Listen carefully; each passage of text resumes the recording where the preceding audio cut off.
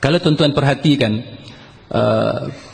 sebahagian daripada pemimpin-pemimpin yang ada dalam negara kita sekarang ini, mereka suka menggunakan ungkapan lebih baik kita mempunyai pemimpin yang kafir tetapi adil daripada kita mempunyai pemimpin yang Islam tetapi zalim.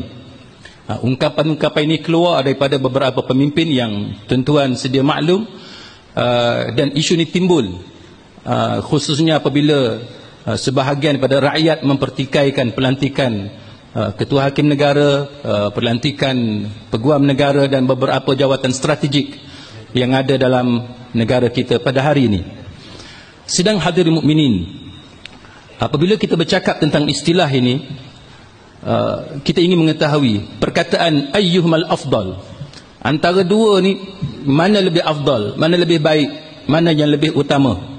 Antara al-hakim, al-kafir, al-adil, ataupun al-imam, hakim kafir tetapi adil, ataupun al-hakim al-muslim ataupun al-mu'min tapi al-zalim, tapi dia zalim.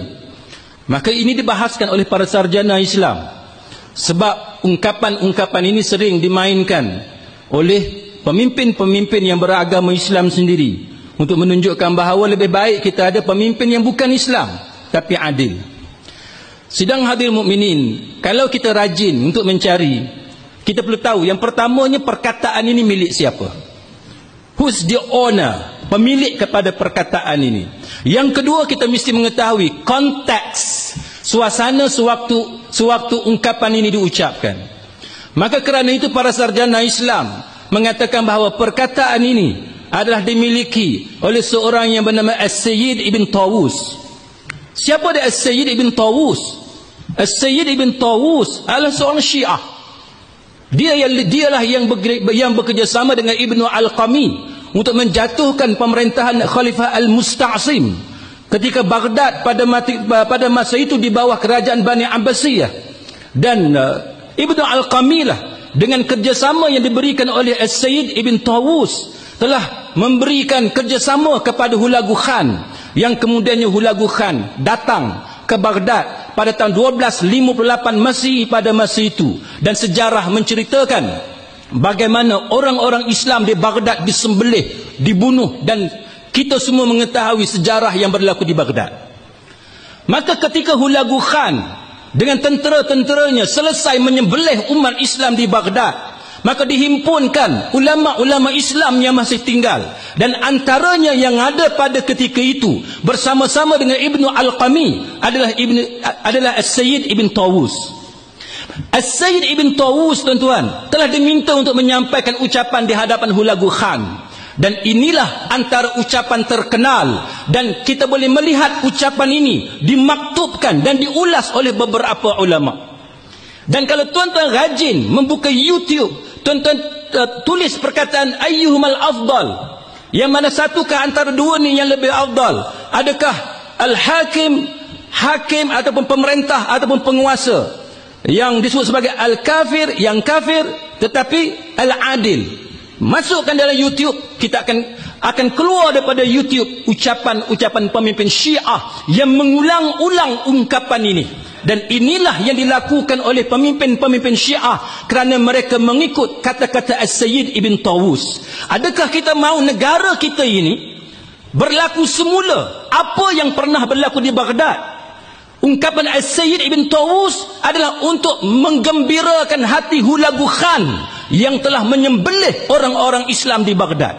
Adakah kita rela pemimpin yang ada dalam negara kita ini mengikut jejak langkah yang dilakukan oleh As-Sayyid Ibn Tawus yang telah mengkhianati Islam? Dan kerana itulah ulama-ulama Islam apabila berbicara tentang kejatuhan kerajaan Islam Bani Abbasiyah di Baghdad mengatakan bahawa sama ada dua sahaja kemungkinan. Kedua-dua mereka, iaitu Ibnu Al-Qami dan juga As-Sayyid Ibn Tawus, dua sahaja kemungkinannya. Sama ada dia Syiah ataupun dia munafik ataupun dia adalah kedua-duanya sekali. Saudara-saudari muslimi muslimat sekalian, ungkapan ini jugalah yang ditulis dalam kitab-kitab Syiah. Ditulis dalam kitab-kitab Syiah Dan kita hairan macam mana pemimpin yang beragama Islam dalam negara kita sekarang ini, yang menang dalam pilihan raya baru-baru ini, boleh mengulangi ungkapan-ungkapan yang ada dalam kitab-kitab Syiah. Saudara-saudari muslimin muslimat sekalian, sebab itu kita kena tahu siapa pemilik kepada ungkapan ini, apa motif dia, dan apa suasana yang berlaku pada ketika itu. Dan jikalau kita biarkan keadaan ini berterusan dalam negara kita, maka dia bukan sahaja menggugat raja-raja Melayu, bukan sahaja menggugat sultan dan juga yang di Pertuan Agong yang ada dalam negara kita, tetapi dia akan juga menggugat peranan-peranan yang perlu dimainkan oleh raja-raja Melayu dalam negara. Kata, lebih baik pemimpin yang kafir tapi dia adil daripada pemimpin Islam tapi dia zalim. Dengan alasan tu kita lantik ketua hakim negara, peguam negara dan pemimpin-pemimpin yang lain terdiri daripada orang-orang bukan Islam. Bermakna kita mengiyakan bahawa sekarang kita sudah ketandusan pemimpin Islam yang adil.